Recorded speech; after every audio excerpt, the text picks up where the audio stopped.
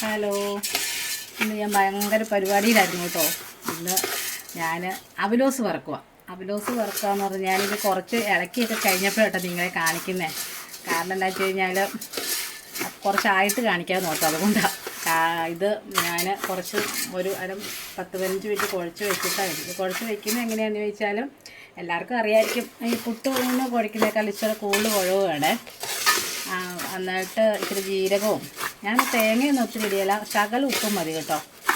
കാരണം ഇത് നമ്മൾ കഴിക്കുന്ന വിധം എല്ലാവർക്കും അറിയാമായിരിക്കും, ചിലർക്ക് അറിയത്തില്ലായിരിക്കും. എന്നെ കാണിക്കാത്ത എന്നാണെന്നറിയാം, ഞാൻ ഈ അടുപ്പിൻ ചോട്ടിൽ നിന്ന് ഇങ്ങനെ ഇളക്കി ആകെ ഒരു കോലമായി വേയത്ത് കുളിച്ച്.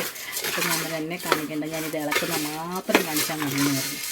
എന്നിട്ട് ഇത് കുറേ കട്ടയൊക്കെ ഉണ്ട്. അതൊക്കെ നമ്മളിതിങ്ങനെ എടുത്ത് ആയി കഴിയുമ്പം ഈ കട്ടയിൽ നമ്മൾ മിക്സിക്കകത്ത് ഇട്ടിട്ട് പൊടിച്ചിട്ട് എടുക്കണം കേട്ടോ. അല്ലാതെ ഇതോടുകൂടി അല്ല, ഇങ്ങനെയല്ല ഉപയോഗിക്കണേ. ആ തരി മാത്രം മാറ്റി വെച്ചിട്ട് ഈ കട്ടകളെല്ലാം നമ്മളെടുത്ത് മിക്സിയിലിട്ടിടും. കാരണം നമ്മൾ ഇച്ചിരി വെച്ച് കഴിഞ്ഞാൽ നമ്മുടെ മക്കളൊക്കെ സ്കൂളിൽ പോയിട്ട് വരുന്നവർക്ക് അതെടുത്ത് ഇച്ചിരി ചായ ഇതെങ്ങനെയാണ് കഴിക്കണേന്ന് അറിയാമോ എല്ലാവർക്കും. ഞാൻ പറഞ്ഞുതരാം കേട്ടോ. അറിയാവുന്നിരുന്ന് കമൻറ്റ് ചെയ്യണേ എങ്ങനെ കഴിക്കണേ. ഇത് പഞ്ചസാരയും തേങ്ങയും ഒക്കെ ഇട്ട് കുഴച്ചിട്ട് വെച്ചിട്ട് കുറച്ച് നേരം 10 മിനിറ്റ് വെച്ചിട്ട് വേണം കേട്ടോ ഇത് കഴിക്കാൻ. ചായക്കടെ കൂടെ കൊടുക്കാൻ മക്കൾക്ക്. ഇത് എന്നാ പറയുക, ഞാൻ അടുപ്പിലുണ്ടാക്കണം. നമുക്ക് ഗ്യാസിലൊന്നും ഉണ്ടാക്കാൻ പറ്റില്ല, കരിഞ്ഞു പോകത്തില്ലേ.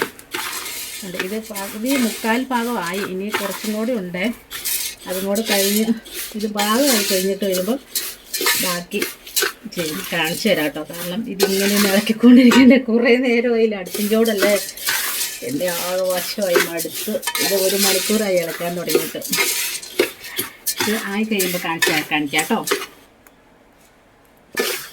ഇത് മൂപ്പായി തുടങ്ങി കേട്ടോ. ഇനി ഇത് കുറച്ച് നേരം കൂടെ ഇളക്കിയാൽ മതി. നമുക്ക് ഒത്തിരി ആയാൽ കരിഞ്ഞു പോകില്ല. ഒരു ചെറു തീ വേണ്ട നമുക്ക് വറക്കാൻ, പൊടി ആയതുകൊണ്ട്. എന്നിട്ട് ഇത് ഇളക്കി കൈയെല്ലാം വേദന എടുക്കാൻ തുടങ്ങിയിട്ടുണ്ട്. പിന്നെ ഈ വീഡിയോ ഒക്കെ കണ്ട് ഇഷ്ടപ്പെടുന്നവർ ലൈക്ക് ചെയ്യണം, ഷെയർ ചെയ്യണം, സബ്സ്ക്രൈബും കൂടെ ചെയ്യണം കേട്ടോ. കാരണം കമൻറ്റും കൂടെ ചെയ്യണം കേട്ടോ. കാരണം ഇത് എങ്ങനെ ഉണ്ടാക്കുന്നതെന്ന് എൻ്റെ ഒരു ഇതിലാണ് ഉണ്ടാക്കുന്നത്. നമുക്കറിയാവുന്ന പോലെയല്ല ഉണ്ടാക്കുന്നത്. മറ്റുള്ളവരുടെ ഉണ്ടാക്കുന്നത് എങ്ങനെയാണ് നമുക്ക് കമൻറ്റ് ഇട്ടാലേ അറിയത്തുള്ളൂ. എന്തെങ്കിലും ഇതിനകത്ത് പാകപ്പിഴകളുണ്ട്, ഇങ്ങനെയല്ല ഉണ്ടാക്കുന്നത് എന്നൊക്കെ. ചിലർ ഇതിനകത്ത് ഞാൻ തേങ്ങ ശകലവും ജീരകവും ശകലം ഉപ്പിടുള്ളൂ, ഒത്തിരി ഇടത്തില്ല കേട്ടോ. പിന്നെ ചിലർ എല്ലാം ഇടുന്നവരുണ്ട്. അതുകൊണ്ടാണ് ഞാൻ ചോദിച്ചത്. ഓരോരുത്തർ ഓരോ രീതിക്കല്ലേ ഉണ്ടാക്കുന്നത്. നമുക്ക് ഇപ്പോഴുള്ളവർക്കൊന്നും അറിയില്ല. പഴയ ആൾക്കാർക്കൊക്കെ നല്ലതായിട്ട് ഉണ്ടാക്കാൻ അറിയാം. പിന്നെ ഇതൊക്കെ ഞാനും എല്ലാം കണ്ടൊക്കെ പഠിച്ചാട്ടോ. അതുകൊണ്ട് ഇത് ആയി കേട്ടോ. പിന്നെ ചെമ്മി വെച്ചാൽ നമ്മൾ കരിഞ്ഞു പോകും. പിന്നെ എല്ലാം മുമ്പ് ഞാൻ പറഞ്ഞ എന്താണെന്ന് വെച്ചാൽ ഇത് കട്ട പൊടി വയ്ക്കാനുണ്ട്. എല്ലാം കൂടെ വാരിയിട്ട് പൊടിക്കില്ലേ, എല്ലാം കൂടെ പൊടിഞ്ഞു പോകും. കട്ടകൾ മാത്രം എടുത്തിട്ടേ പൊടിക്കാവുള്ളൂ കേട്ടോ. പിന്നെ നമ്മുടെ മക്കളൊക്കെ സ്കൂളിൽ വിട്ട് വരുമ്പോൾ അവർക്കൊക്കെ ഭയങ്കര ഇഷ്ടം. എൻ്റെ മക്കൾക്ക് ഭയങ്കര ഇഷ്ടം കേട്ടോ. വൈകുന്നേരം ആകുമ്പോഴത്തേക്കും പഞ്ചസാര തേങ്ങയൊക്കെ വിട്ട് കുഴച്ചുകൂടെ വെച്ചാൽ അവർ വരുമ്പം നല്ലൊരു പിടി പിടിക്കുവേ. അതുകൊണ്ട് ഞാൻ കടയിൽ നിന്നും മേടിക്കത്തില്ല കേട്ടോ. ഞാനിങ്ങനെ വീട്ടിലുണ്ടാക്കുക. ഇത് തീരുമ്പം അരി മേടിച്ച് പിടിപ്പിച്ച് നല്ലതായിട്ട് ഉണ്ടാക്കിയെടുക്കും. എനിക്കതൊന്നും വലിയ പാടൊന്നുമില്ല. നമ്മൾ കുറച്ച് കഷ്ടപ്പെടണമല്ലോ, എന്നാലേ നമ്മുടെ മക്കൾക്ക് നല്ലതായിട്ട് തിന്നാൻ പറ്റത്തുള്ളൂ. അതുകൊണ്ട് മക്കൾക്ക് എള്ളൊന്നും ഇടുന്നത് ഇഷ്ടമല്ല. അതുകൊണ്ടാണ് ഞാൻ എള്ളൊന്നും ഇടിയല്ല കേട്ടോ.